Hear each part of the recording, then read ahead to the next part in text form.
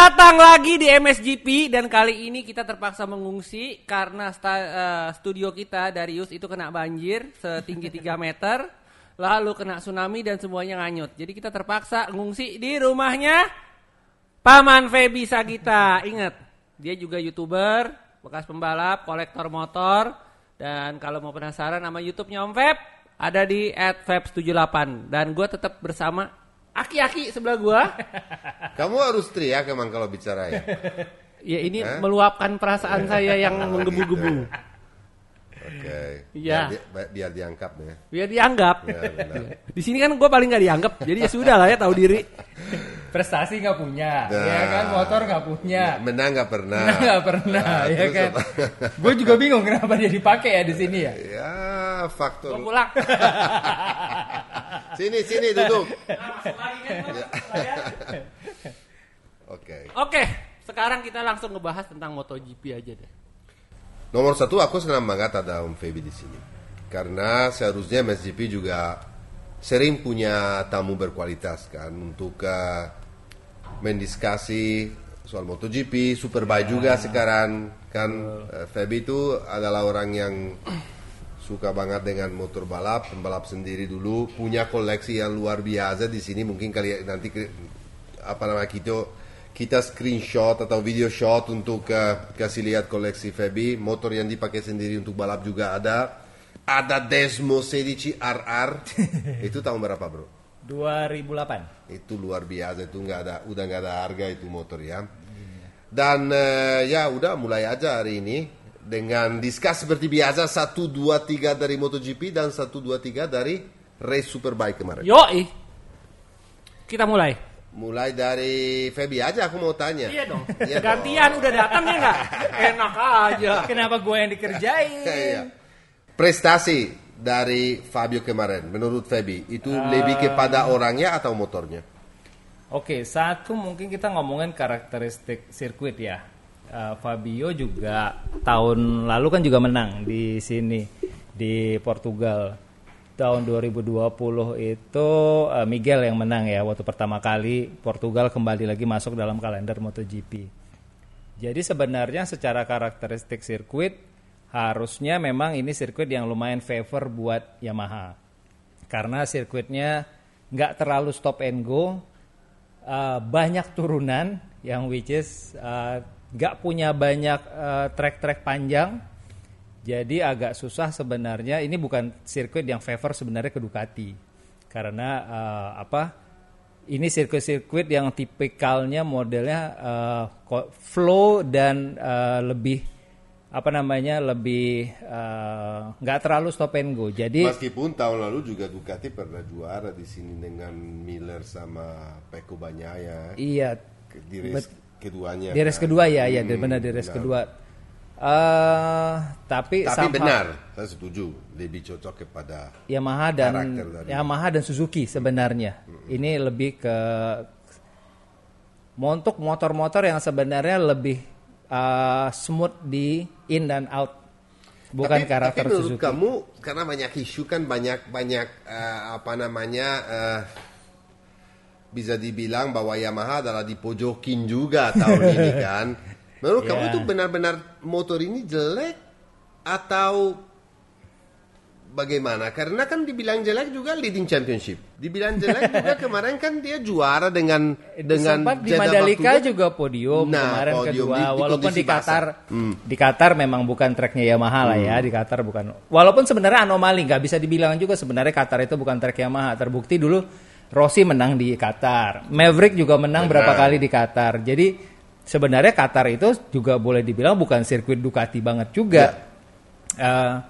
Tapi somehow yang dikeluhkan sama pembalap Yamaha dari awal musim itu adalah satu lack of power gitu. Terus yang kedua mereka susah mengontrol grip belakang ban. Itu lebih cepat habis menurut mereka ketika mereka coba untuk push motornya. Tapi kadang-kadang susah ya kita ngomongin klaim pembalap and then suddenly the result of the race sendiri membuktikan hal yang berbeda. Berarti lebih benar. Kemarin kan ada isu. Iya. Ada lebih benar dari apa yang katakan Fabio atau Dovizioso?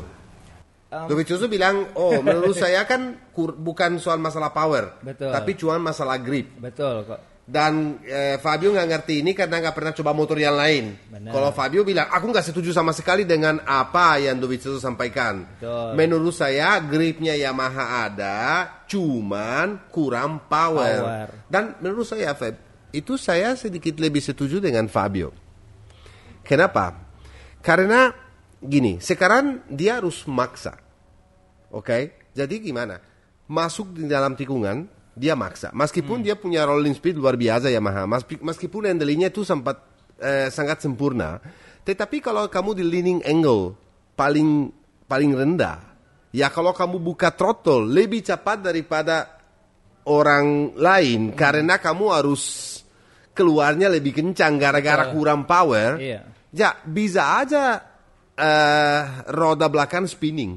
Pasti. Jadi keluarnya kan lambat dan buang waktu. Makanya top speednya juga kurang. Betul. Tapi kalau misalnya menurut aku ya, itu pengalaman saya, power cukup seperti step up Suzuki tahun lalu kan. Dari tahun lalu kan mereka dua-duanya pembalap kan komplain sama Suzuki. Iya. Kan power di straight kurang. Sekarang mereka udah dapat. Iya. Dan kalau kamu lihat juga Alex Rins jarang jatuh. Kenapa? Karena dia nggak limit. Iya. Dia punya margin. Betul. Nah, yang maunya Quartararo punya margin itu juga.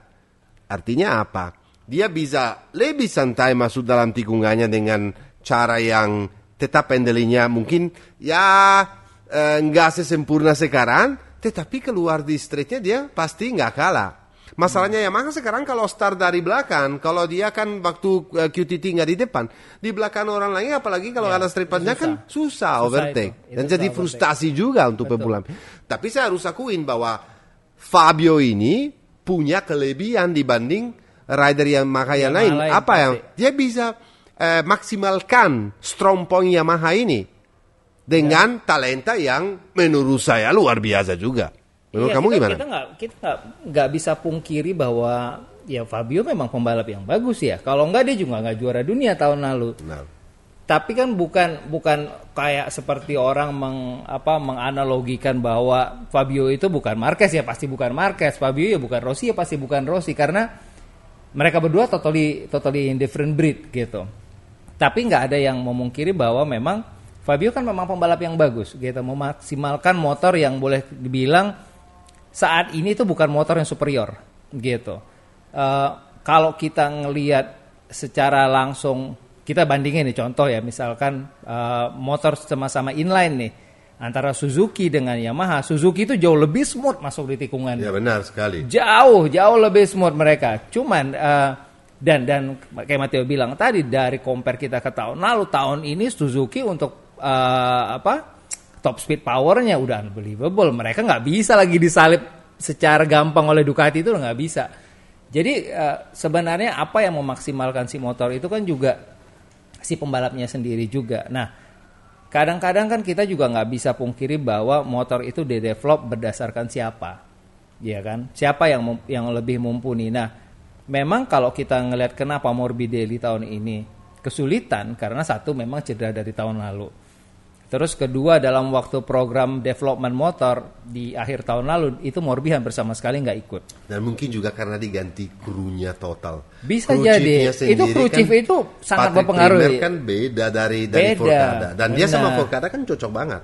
Itu masalah. Jadi itu menurut saya juga harus dianalisa kita karena benar, karena kita nggak bisa nyalahin 100%, karena Morbidelli bagaimanapun pembalap bagus loh. Iya dong. Mantan juara Moto2 gitu, dan kita ngeliat runner up MotoGP dengan motornya ketinggalan sebetulnya waktu itu dibanding Fabio. Bayangin saat mereka masih di satelit, waktu masih di Tech 3 aja mereka bisa compete gitu. Kenapa sekarang dia masuk di dalam tim pabrikan nggak bisa compete gitu. Nah, ini memang jadi PR-nya dari homework-nya dari si tapi Yamaha kesimpulannya adalah bahwa The Doctor dari dulu bilang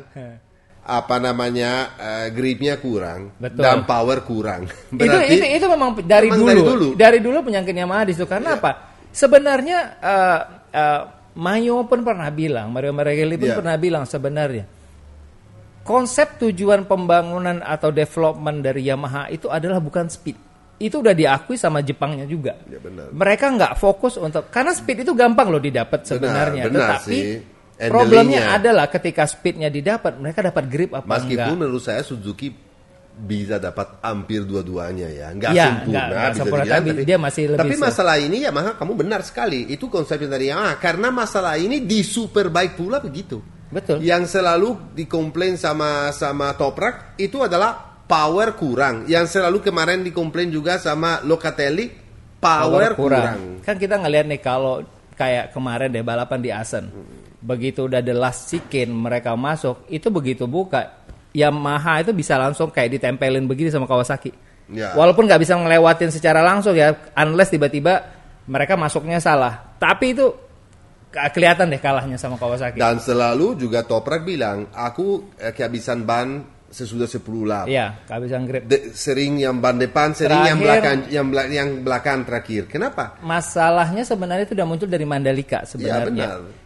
Masalahnya Toprak dari Mandalika itu adalah braking. Ya. Breakingnya dia tuh nggak bagus. Ya. Jadi kemarin tuh dia suffering, dia bilang, gue tuh nggak bisa ngebreak seperti gue mau ngebreak tahun lalu. Dia bilang itu jadi masalah gitu. Nah, beruntung sebenarnya Assen itu adalah sirkuit yang juga modelnya nggak banyak straight yang panjang-panjang, Ya, true. pendek-pendek ya. Terus akhirnya Ducati nggak bisa manfaatin powernya. Meskipun di sektor 3 luar biasa. Waduh, Ducati sektor 3 itu gara-gara Bautista ya, iya. bukan gara-gara Ducati kali ya. Kita kalau Alvaro melihat top. gini ternyata memang Ya. Bautista jauh lebih bagus memanfaatkan Ducati dibanding kita ngomongin Redding di tahun lalu gitu. Tapi bagus TikToknya gini ya, dari Superbike ke MotoGP. Boleh Aku juga senang nih. banget ya. Ini jadi ada ide-ide menarik sekalian. Kita bahas yang posisi kedua. Itu pembalap Ducati, Zarco. Sebenarnya gini loh, Zarco itu dari awal dia jadi gini, karena kan kalau kita ngelihat balapan kemarin itu di hari Jumat dan Sabtu itu kan full hujan. Jadi mereka nggak punya sebenarnya data itu kering. Benar. Tapi Itu semuanya sama. Sama ya, semua sama. Dan Zarco sebelum balapan sempat bilang bahwa chance gue untuk menang itu kecil di sini, dia bilang. Itu dari awal dia udah bilang. Dan dia memang belum pernah menang di I'm not MotoGP sih. expecting to win, katanya di Portugal. Tapi I'm expecting to be in the front with the front guys, dia bilang. Dia nggak berharap untuk menang sama sekali karena dia juga nggak punya keyakinan sebenarnya ketika kering ini dia akan kencang apa nggak, karena dia berkaca dari balapan dari 2001, 21 dan 20 gitu. Jadi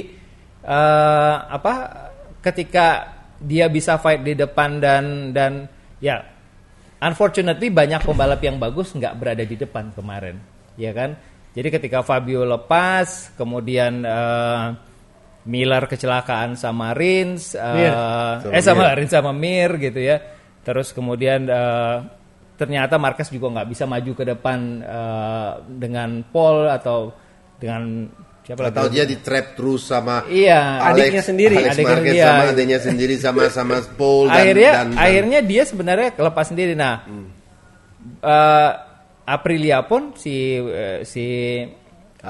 Espargaro sempat bilang, Alex bilang, gue nggak mau ambil resiko di belakang itu terakhir karena apa? Karena dia belum bisa ngimbangin powernya Ducati dan dia nggak terlalu berani untuk hard brake di Portugal, dia bilang gitu. Jadi daripada dia juga beberapa kali nyoba untuk dekat, tapi dia bilang terlalu beresiko. Jadi posisi 3 itu udah cukup bagus buat karena dia. Karena saya kemarin. dengar juga bahwa Alex bilang bahwa kemarin mereka rada punya masalah dengan kopling.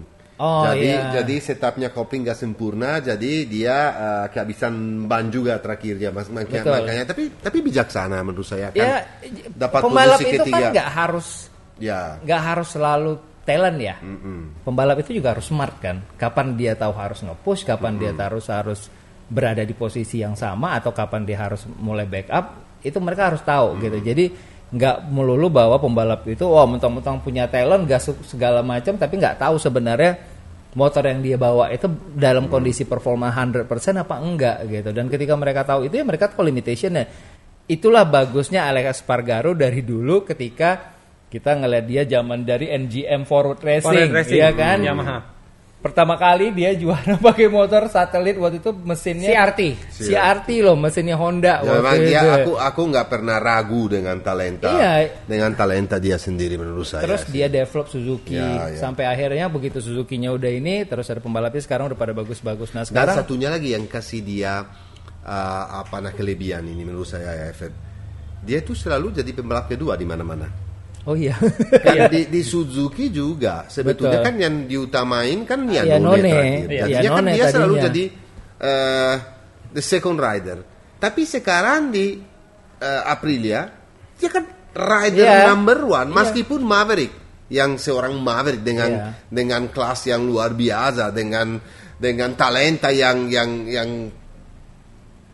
bagus sekali, tapi datangnya belakangan dan nggak ngerti motornya, dan sekarang pula dia selalu kalah sama Alex. oh jauh. Jadi dia terasa ini aku number one rider loh, lebih bagus daripada Maverick, dan itu menurut saya kasih juga dia ke jadi extra power ya, Confidence-nya dia. confidence Iya. untuk memang jadi perform.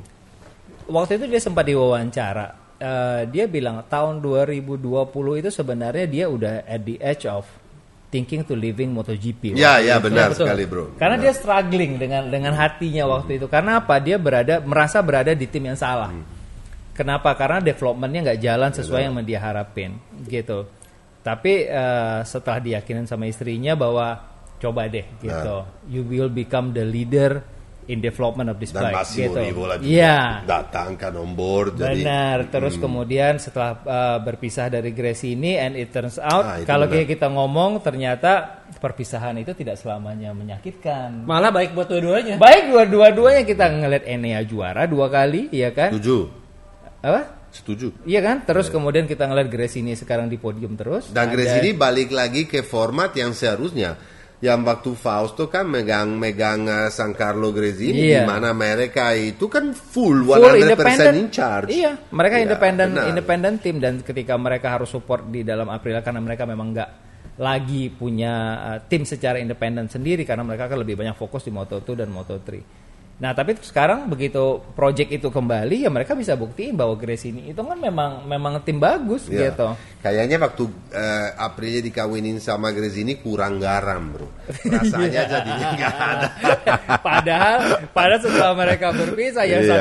satu juara Benar, gitu benar ya kan. sekali, benar. Jadi perpisahan itu nggak selamanya tar Oh, gitu menyakitkan. Tapi saya tahu yang Jadi ini perpisahan itu nggak selamanya ya menyakitkan. benar. Nah ini orang udah mau bilang, aku tahu dia mau bilang Zarco has been Zarco, benar nggak? Tapi menurut saya nggak setuju. Oh enggak kali ini. Zarco kemarin luar biasa. Bagus loh. Zarco Bagus kemarin loh. dapat poin dan konsistensi dia perlu. Betul. Cuman satu yang belum dia dapat itu kemenangan. Tapi saya yakin kalau dia kerja keras sekali, dia tuh bisa dapat. Dan saya yakin juga kalau Zarco dapat menang satu di MotoGP, dia Bisa akan terus. bisa terus Ya, dan betul. bisa jaga. Betul. Jangan underestimate. Dia bisa juga jadi juara dunia. Kenapa saya bilang begini? Kalau dapat pemenangan secepat mungkin ya. Kenapa?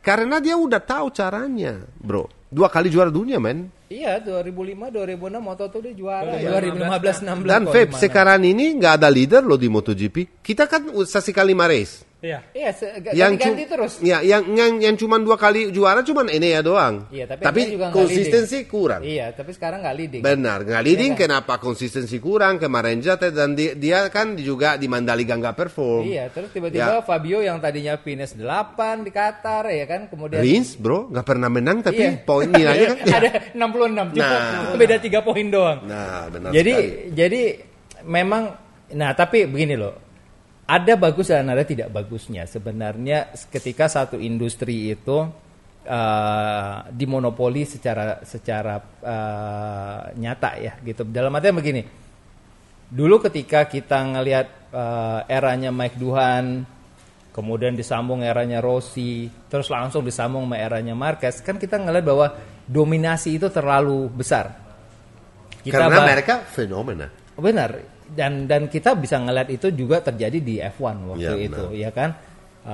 dominasinya Schumacher, terus di Superbike ada Troy Bayliss. Sekarang Johnny Ray 6 6 kali berturut-turut gitu. juara dunia, baru kemarin kalah sama Toprak, tapi tetap dia. Tapi sampai sekarang. Iya, sampai sekarang sekarang dia still unbeatable walaupun cuma beda berapa poin ya? 2 poin ya sekarang ya sama enggak, sama Bautista sekarang 18 poin gara-gara jatuh kemarin. Kemarin. Ya, Nanti kita bahas soal Superbike. Nah, jadi sebenarnya menariknya dari sisi kita ngeliat psikologi bahwa di dalam satu industri itu selalu ada bintangnya gitu. Tetapi apakah bintang ini bisa membawa industri ini baik? Itu belum tentu. Setuju. Kita ngelihat apa? Ketika McDuhan menjadi bintang di masanya dia dan Marquez menjadi bintang di masanya dia, sebenarnya secara akumulasi kenikmatan menonton suatu industri ini itu sebenarnya berkurang. Karena hanya Rossi sebenarnya yang menjadi entertainernya dengan walaupun dia mendominasi waktu itu, tapi dia mendominasi dengan entertaining. Ya. Jadi dengan itu membawa masa nonton MotoGP ya, bro. Kita ngelihat MotoGP itu mendadak menjadi besar. Kita nggak usah ngomongin F1 yang udah terlalu besar. Iya. MotoGP itu menjadi besar karena salah satunya ya faktornya Rossi, karena faktor entertainingnya itu. Nah, ada hal positif dan negatifnya. Bilang balik lagi, kalau misalkan kita melihat satu industri itu didominasi oleh seseorang dan kemudian orang ini tidak bisa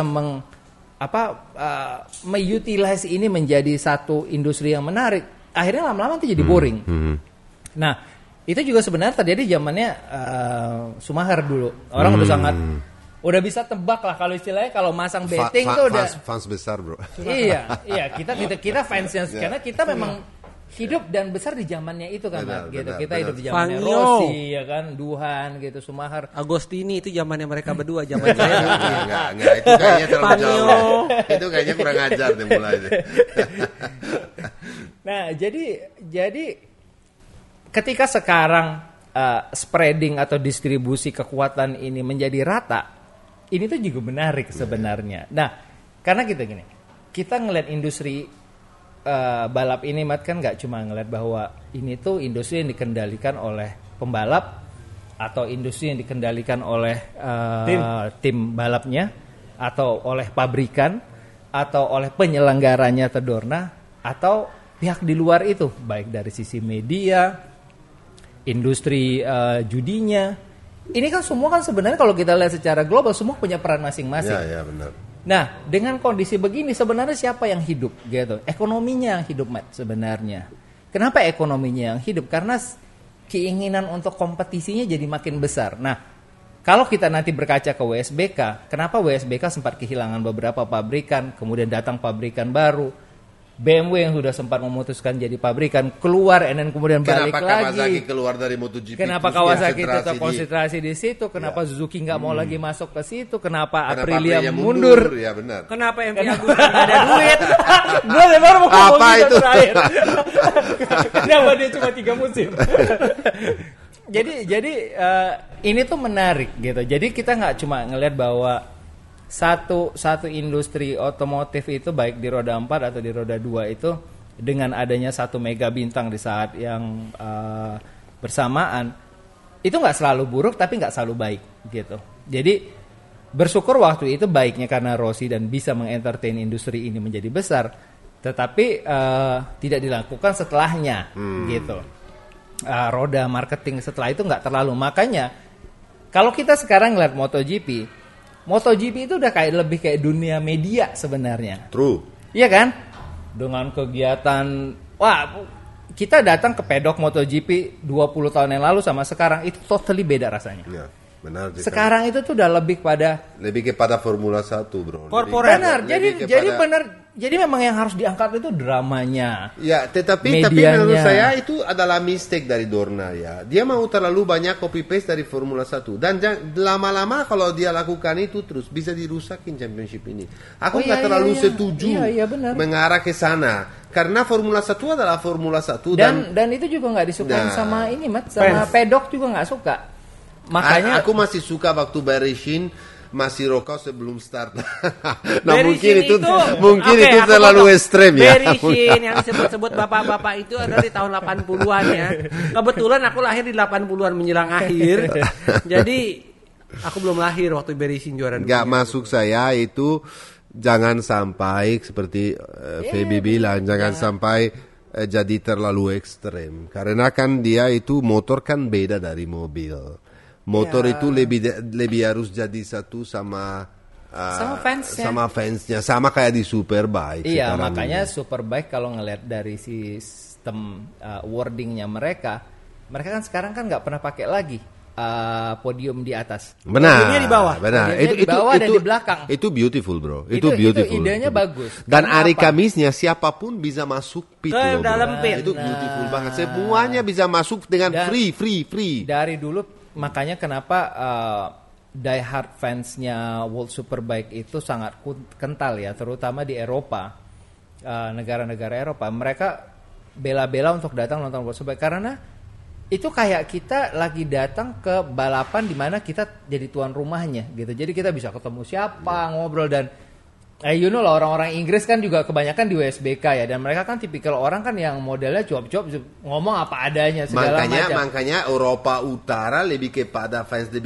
Superbike daripada Eropa sebetulnya Selatan. MotoGP karena Benar. konsep ini kan mereka Betul. tuh semuanya kan benar-benar full penggemar motor. Iya, Mereka memang benar-benar benar. hari Minggunya mau naik Iya, motor mau untuk naik nonton motor. balapan. Benar. Nah, Terus jadi- kemudian motor yang mereka pakai balapan kan juga memang motor production mesh-nya pabrikan kan. Jadi bondingnya lebih dapat gitu. Nah, jangan sampai sebenarnya rohnya ini hilang dari MotoGP sebenarnya. Jangan sampai orang ngeliat bahwa ini jadi suatu industri entertainment banget gitu. Karena nggak boleh ketika dia sampai industri entertainment karena sportivitas di balapannya itu yang harus Benar. dijaga. Ini sangat menarik. Dan saya senang sekali punya Feby di sini hari ini ya. Ternyata dia sendiri bisa jadi komentator MotoGP. Dan luar biasa, luar biasa. No. Aku senang banget, Feb. Karena pertama kali punya tamu yang benar-benar mengerti dan paham soal semuanya ini. Dan untuk tutup soal MotoGP sebelum kita bicara tentang Superbike. Jadi kesimpulannya hari ini adalah bahwa Fabio itu extraordinary kemarin kan. Doing Kita entah kopi karena unbelievable dia job. yang menang menurut saya. Ya, of course lah Yamaha nggak jelek, tapi Fabio bisa menginterpretasi. Tapi sebentar Matteo, sebentar. Ini banyak banget yang pasti nanya. Ada satu orang yang fenomenal yang harus kita bahas. Biasanya di posisi ini kita bahas di episode berikutnya, cuman kayaknya kali ini perlu banget mumpung lagi sama Feby juga. Jadi itu pembalap ini seperti saya. Saya Tidak ilmu ada seperti pembalap dia. seperti kamu, sorry to say. Tunggu dulu, dia seperti saya. Gimana nih, Feb? Ini mau arahnya mau kemana nih? Tunggu dulu. Oke. kita Ini nggak benar-benar bilang. ini true story. Oke. Bedanya cuma dikit sama saya. Terus sama gue bedanya dikit banget. Dia start dari belakang, dia balapan dari belakang, cara nikungnya di sirkuit juga mirip sama gue. Bedanya cuma satu. Gue start di belakang, dia start di belakang. Dia balapan di belakang, gue balapan di belakang. Cuma bedanya dia finish di depan, gue finish di belakang. Alex Rins. Apa yang terjadi? Start ke 23, finish ke 4. 22 kemarin. Ya, 22 ke 4. 22 start 22 finish 4. Boleh bicara soal Rins karena memang dia lagi leading championship ya. Iya. Jadi kita pantas bilang langsung. Apa yang terjadi? Dia Suzuki dari dulu punya masalah, bukan cuma dia tapi Mir juga untuk kualifikasi. Mereka harus belajar untuk bisa start lebih depan ya. supaya dia bisa jadi juara. Kalau Rins kemarin start lebih depan menurut saya bisa jadi juara karena dia punya pace sama punya kemauan lebih daripada yang lain. Tapi dia sangat bijaksana sekarang, bro, karena nggak bikin kesalahan. Ya. Seperti tadi kita bahas, karena motornya udah punya extra power itu, di mana dia bawanya lebih santai. Iya, dia punya margin. Saya mau tanya sama Feby, menurut kamu akan dia bisa konsisten kayak begini sampai terakhir atau tidak? Dia punya kesempatan tahun ini untuk jadi juara dunia atau tidak? Bisa banget sebenarnya, karena Rins itu salah satu pembalap yang jago kalau lagi start. Itu jadi salah satu poinnya dia. Nah, mungkin semakin kesini dia semakin matang ya, semakin dewasa, semakin bisa kontrol diri. Ingat kita di awal-awal begitu dia dulu join di MotoGP dia sering jatuh. Ketidakkonsistennya si Rins ini sebenarnya yang menjadi hambatan. Kalau secara talent nggak ada yang ragu. Kenapa? Makanya Suzuki itu Setuju tetap pengen Rins itu nggak pindah kemana-mana. Meskipun dia belum pernah jadi juara dunia di mana-mana. Belum, iya. Tapi dia selalu mendekati itu hasilnya. Karena dia selalu berada di front runners. Benar. Even dari zaman Moto3, Iya, Moto2 dia ada di front runners walaupun dia akhirnya dikalahin sama Zarco itu tetap aja. Ya, tapi dia ada di situ terus gitu. Dia selalu menjadi contenders untuk menjadi juara. Nah, tapi konsistensinya dia dari dulu ya. Even waktu di Moto2 kita juga lihat. Moto3 juga gitu, bro. Nah, jadi sebenarnya kalaupun ini kejadian, ini bisa jadi kejadian kayak Mir juara dunia 2020. Oh, iya.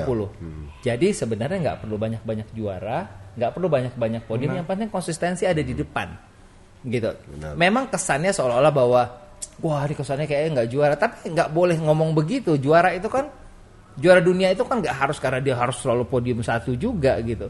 Ya itu memang extraordinary. Tapi gitu. penting juga tapi, untuk ya, jadi juara menang. Benar harus. Dan saya yakin gitu. dia bisa karena dia udah Bisa pernah menang banget, di MotoGP. bisa. Ingat Silverstone dulu waktu dia lawan Marquez, dia kalahin Marquez dengan bisa. cara yang fenomenal bisa dibilang. Benar, ya. dulu zamannya orang bilang apa King of Texas Ya, gitu. benar. King Oh, of dia Kota. pernah juara. Ya, akhirnya dia bisa mematahkan. Iya, meskipun dominasi. Mark jatuh gara-gara Iya. technical Ya, problem, ya, tapi tetap apapun aja, itulah. tetap aja. Lo kita nggak bisa ngomongin Mark jatuh, and then Ya, kemudian tetap orang jadi aja, juara nggak? tetap aja. Lu jatuh berarti karena lu bikin kesalahan, Ya, benar. gitu. Orang bisa jadi menang karena orang konsisten kan gitu. Kayak Miller sama Sama Mir Mir kemarin ya. iya kan. Mau dibilang apa yang salah pasti Sebenarnya Miller ya pasti salah Pasti ya. Gua Miller, bilang, ya. sebenarnya kenapa sih dia harus buru-buru ya kan? Toh bakalan Karena dilewatin gini bro, juga. menurut saya dia ada pressure. Oh iya. Karena sebetulnya kemarin dia udah tahu dari tim, aku dapat inside info bahwa dia udah tahu bahwa nggak akan dikonfirm kembali. Oke. Dan udah ditawar, ini bagus kita bicara ini, udah ditawar apa namanya balik ke Pramac dengan factory bike. Dan menurut saya ini nggak jelek balik ke Pramac. Loh, nggak ada masalah. Nggak ada masalah karena kita lihat sendiri Martin sama Martin konsistensi kurang lah. Iya. Tetapi lihat aja ke potensial dari motor kan Statistik sama. motornya sama GP22 kok. dan Iya. Zarco Motor juga nggak bisa fight ya lewatin. benar. Iya. Atau ditawar ke LCR sama Lucio Ciccino. Menurut saya kalau Miller ambil keputusan untuk join sama LCR itu kesalahan besar sekali. Saya nggak suka dia masuk ke situ karena Benar, dia nggak ngerti motornya juga, bro. dia harus butuh adaptasi lagi. Gitu. Dari dulu dengan Honda, oke lah Honda Ya, yang tapi berbeda. kan itu berbeda, jauh berbeda ya. sekali, Matt. Gitu. And then kemudian kalau dia balik ke Pramac sebenarnya itu agak menguntungkan karena apa? Di Pramac itu less pressure. Dan mereka sayang banget sama dia. Paolo Campinotti dari dulu kan sayang banget sama dia. Karena Miller itu kayak persis kayak kita ngomongin Alex Espargaro. Iya. Benar. Mirip kayak Hayden, nggak Benar, perlu benar. punya apa karir yang cemerlang menang Tapi GP dia akan dan tetap segala dapat kursi. macam. Tapi dia akan selalu ada di situ. Sama kayak gitu. Karl Kraslow sedikit. Kayak Karl Kraslow, benar. Tapi Jadi- kemarin menurut saya gini, bro. Untuk balik lagi, dia itu dapat pressure ini, jadi dia mau tunjukkan kepada Ya. Ducati, mereka salah, aku bisa naik kok. Harus Ternyata salah Ducati juga. mungkin benar. tapi kemarin sebenarnya Pecco pun not bad gitu. Not Setelah bad, jatuh, not bad, not dia bad, cedera not bad. gitu, dia bisa maintain finish di posisi 10 ya kemarin nanti ya. kita bicara soal itu di episode Ya. berikutnya. Di episode berikutnya. Sama satu lagi, Zarco has not been Zarco, jadi untuk bikin selesai kan kita bilang oke, nomor 1 Quartararo fenomenal, Zarco juga konsistensi Ya, top, bagus. kita tungguin dia menang lagi. Dan ketiga Alex itu Espargaro. dia bilang kemarin, aku itu sekarang mikir race by race, nggak mikirin kejuaraan, tetapi jangan salah, aku bisa jadi juara dunia. Itu sesuatu. iya. Itu sesuatu dari dia Sebenarnya sendiri. gini, itu Cywar itu penting Ya, sebenarnya. Dari dulu drama Cywar itu memang harus dibikin karena apa? Satu itu meningkatkan level confidence dan kedua sebenarnya ngasih pressure secara nggak langsung ke tim juga bahwa if you want to have a good rider, you have also to get a good bike ya kan gitu. Jadi tim itu harus bekerja dengan lebih ekstra gitu ya. Kita nggak bisa pungkiri tim itu kan setiap hari sebenarnya di pabrikan mereka di Jepang apa dimanapun mereka kan develop terus gitu. Jadi jangan sampai mereka lengah dan lalai untuk mengembangkan gitu. Good. Jadi sekarang kalau saya bisa Dan kalau Feby setuju kita loncat ke Superbike, Superbike. Karena World kemarin Superbike. is another super menarik championship tahun ini karena ada 3 Contender? pembalap ini kontender yang bikin yang tiap hari balapannya yang bikin tiap, gini, tiap hari weekend bikin mereka bertiga aja. Ya.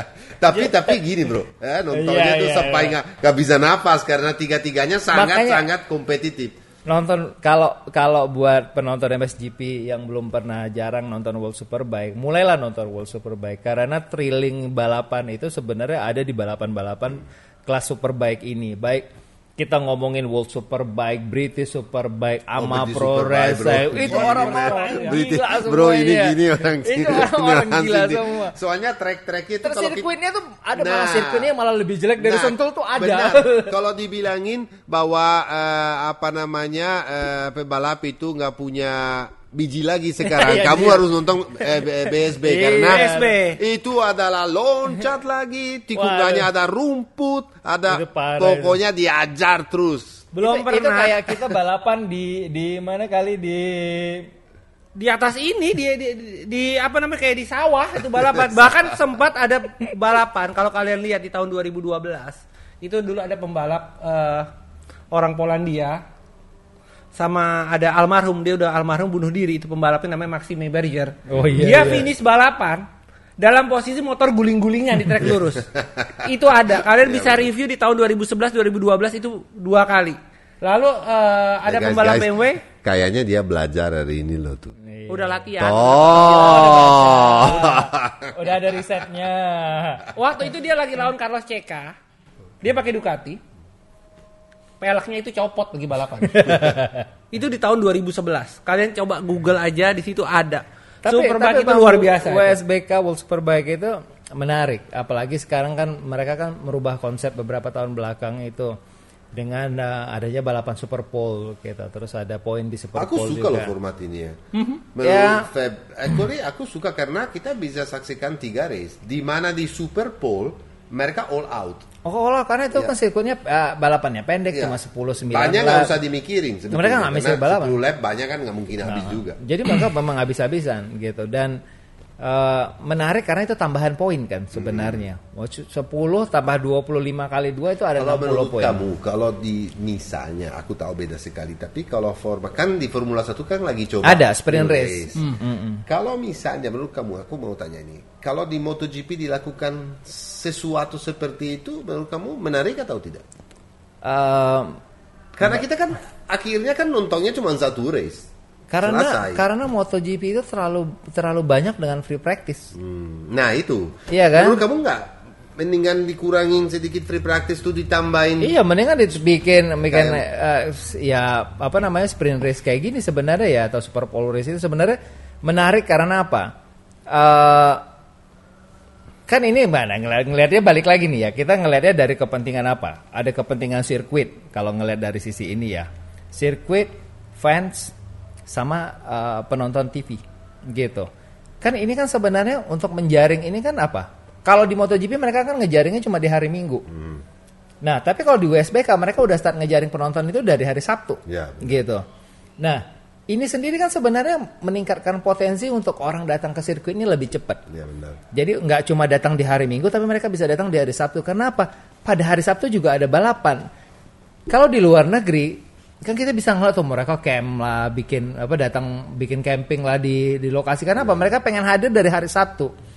Dan kalau mereka semakin banyak ada di sirkuit, berarti otomatis apa? Berarti kan ada kegiatan ekonomi di sekitar sirkuit.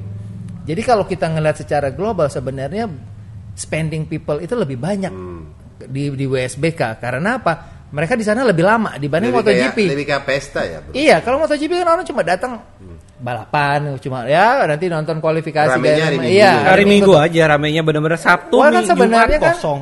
kegiatan ekonomi itu harusnya udah starting dari hari Jumat gitu. Kalau kita ngelihat ini, termasuk di media juga, broadcast TV kan juga harusnya menguntungkan kalau mereka mulai starting balapan dari hari Sabtu. Mungkin ya harus dipikirkan juga ya sama MotoGP ya. Good. Jadi kalau balik dari kesimpulan kita bikin somatoria. Summary. Summary dari 3 race summary itu kebanyakan bahasa aku jadi bingung sendiri. Ada bahasa Italia, ada bahasa Inggris. Indonesia, ada Bahasa Indonesia, bahasa Inggris, Jawa. ada bahasa Spanyol, ada bahasa Jawa, ada bahasa Satar loh bro, jangan salah, ada bahasa khusus. Ini bahasa binatang soalnya. Jadi bingung. Dari 3 race kemarin ini kan yang keluar untung bisa dibilang karena leading 18 poin sekarang di championship adalah Bautista. Dari Fabi kan kamu fans banget sama Superbike karena kamu kan pembalap Superbike juga. Menurut kamu itu gimana kemarin kamu lihatnya? Kan kita tahu bahwa Johnny di sini kan mendominan. Toprak struggle dari dulu. Sekarang Bautista balik lagi dengan Ducati Aruba. Apakah Johnny akan juara lagi? Apakah Toprak bisa membalik tahun depan dengan nomor 1 di atas fairingnya? Atau seorang Alvaro udah belajar dari kesalahan sebelumnya dan 2018. bisa tahun ini dengan konsistensi yang kita bicara tadi dan di mana ambil kesempatan, kalau harus ambil kesempatan jangan jatuh. Karena sekarang dia konservatif loh bro. Di race 1 dan race 2 kan sangat ketat dia selesai dengan Rea. Tapi dia nggak mau push. Nggak mau ninggalin kayak awal-awal kita ngomong lihat tahun 2018 ya. Iya. 18 dia ketika leading udah langsung leading ninggalin yang lain. Kalau sekarang kayak dia lagi ngukur-ngukur. Tapi gimana kesimpulannya sebenarnya? Sebenarnya Bautista itu punya agenda juga. Dia tuh pengen balik lagi sebenarnya ke MotoGP. Nggak terlalu tua waktu gitu bro.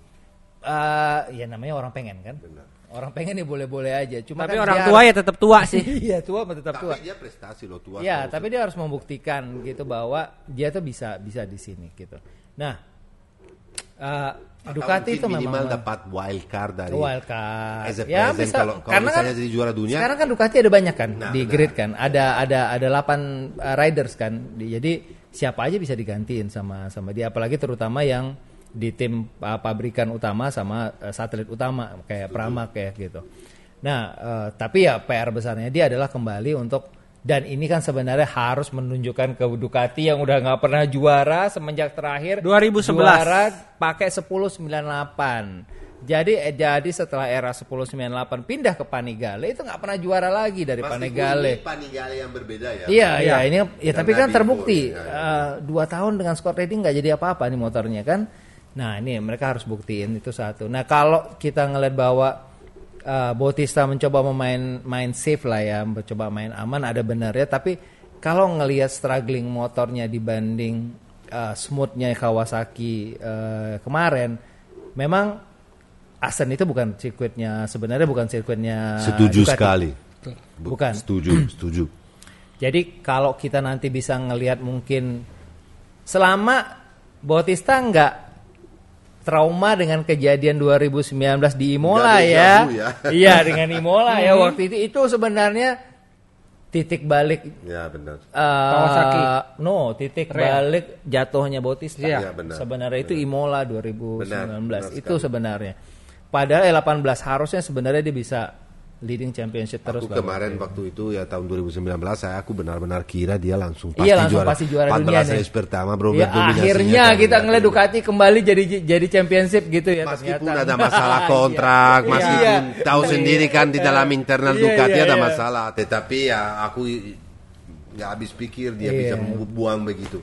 Dan berharap juga. Aku mau tanya juga mungkin sekarang ini kan Kawasaki kelihatan maju ya dibanding tahun lalu. Jadinya balik lagi sama seperti Suzuki di MotoGP. Dia nggak limit banget.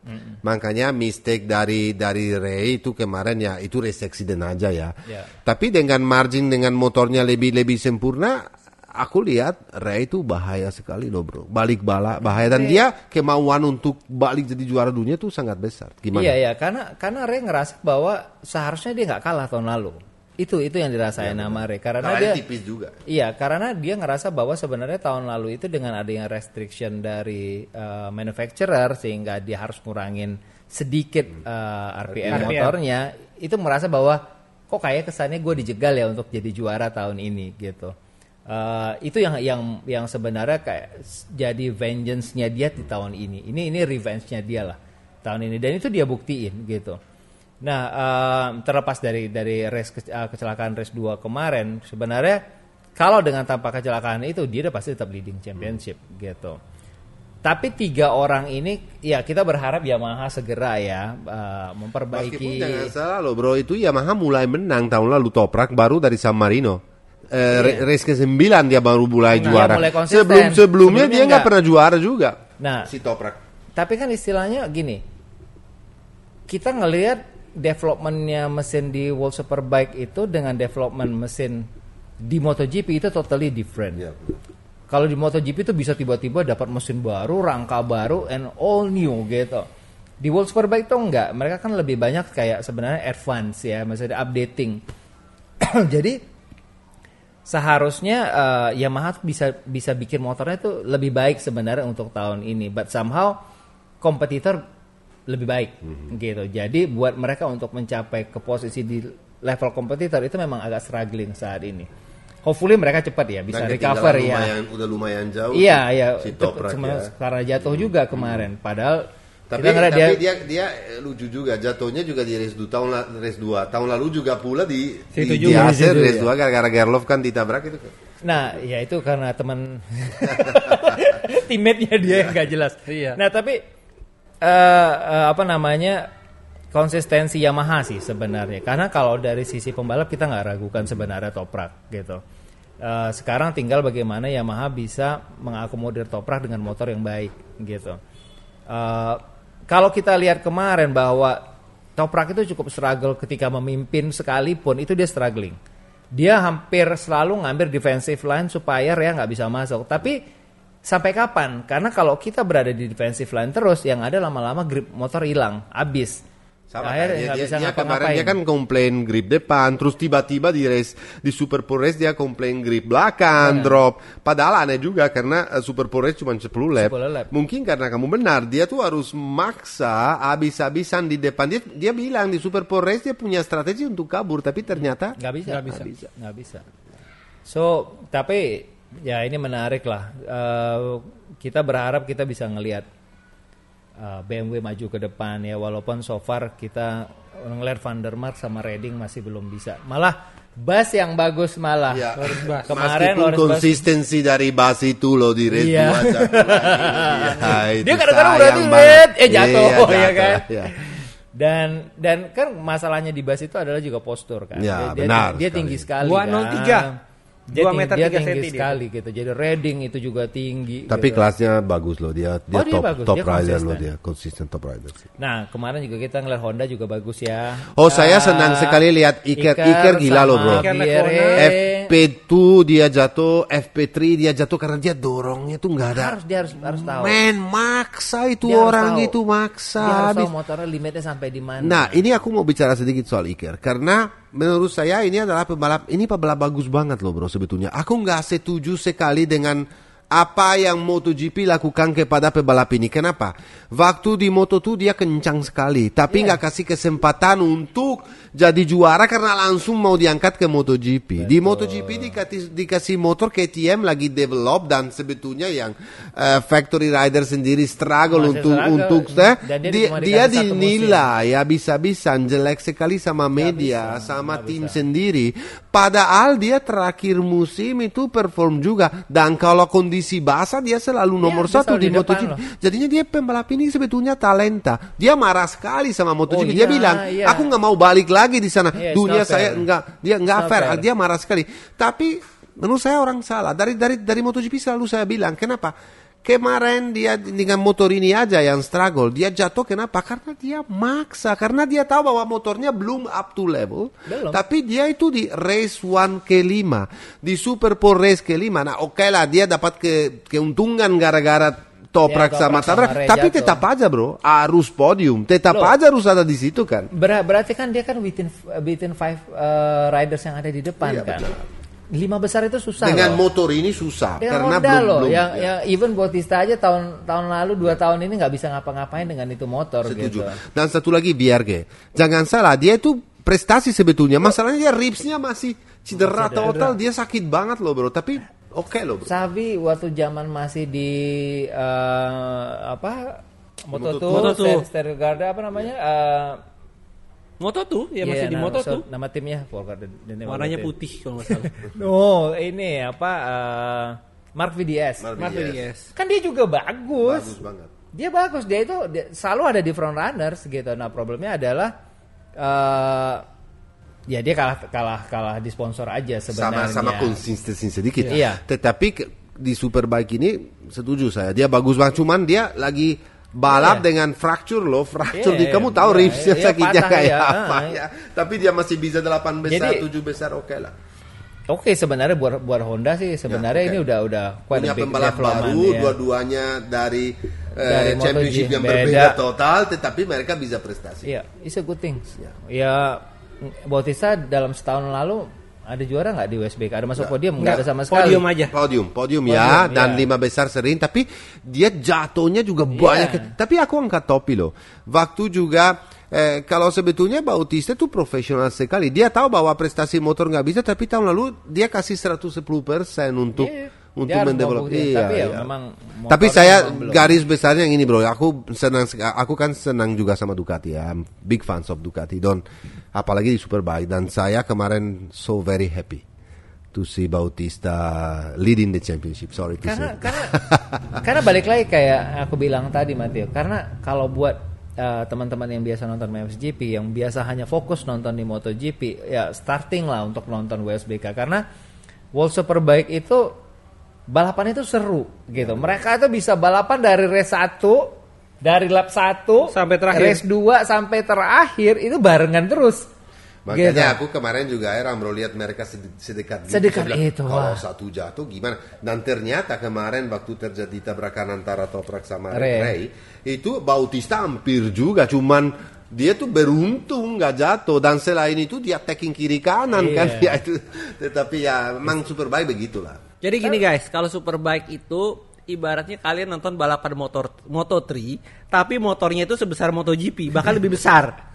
Nah, seperti itulah. Rame-rame. Itulah. Ya kita berharap mungkin juga BMW sama Honda secepat mungkin bisa dapat setup atau konfigurasi yang bisa bikin mereka fight lawan Kawasaki dan Yamaha. Nah, makanya kalau Mandalika akhir tahun kan ada balapan World Superbike. Datang ke sana suruh nonton ya kan. Untuk ketemu kita juga ya. Pasti kamu datang ya. Ada gua, ada Sata, nanti kita ketemu, dan itu balapannya seru. Kalian nggak perlu ngantri-ngantri nunggu pembalap lagi di mana, nggak, itu pembalap bisa makan satu meja sama kita. Ya bahkan itu mereka nggak ada peduli-pedulinya bahwa ada protokol ini, protokol itu. Nggak ada protokol. Nggak ada di sana, bebas ke sana. Wah, itu benar-benar nikmat deh. Dan itu keluargaannya kalau umpamanya kalian lihat ya, pembalap itu mereka datang dengan pacarnya, dengan anaknya, jauh beda, dengan istrinya. Jadi berbeda dengan kalau di MotoGP seperti Aaron Canet yang kita akan bahas di episode berikutnya.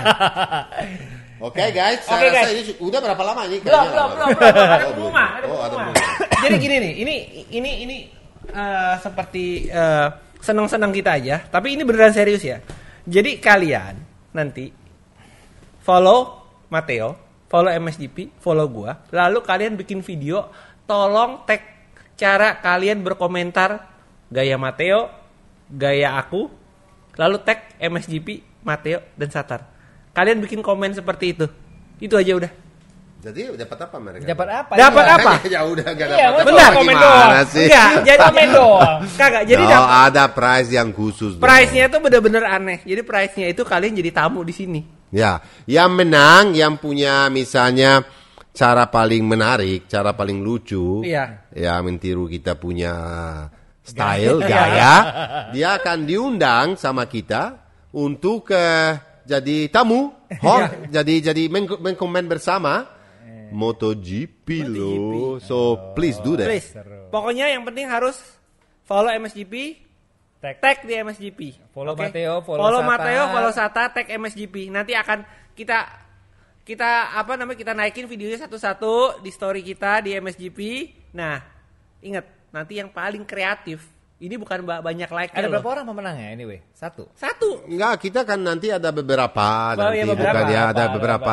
Nanti kita bawa dan undang di sini supaya jadi lebih menarik juga. Dan kita lucu, bisa kenal kalian di rumah, bisa jadi dekat. Dan karena kita seperti Superbike style ya. Kita undang. Ingat, saya juga seperti Alex Rins. Start dari belakang, balap di belakang, bedanya cuma satu, dia finish di depan, saya nggak finish. Oke guys, jangan lupa pokoknya tag MXGP, nanti akan kita repost. Oke? Dadah. Ciao. Ciao. Ciao ciao.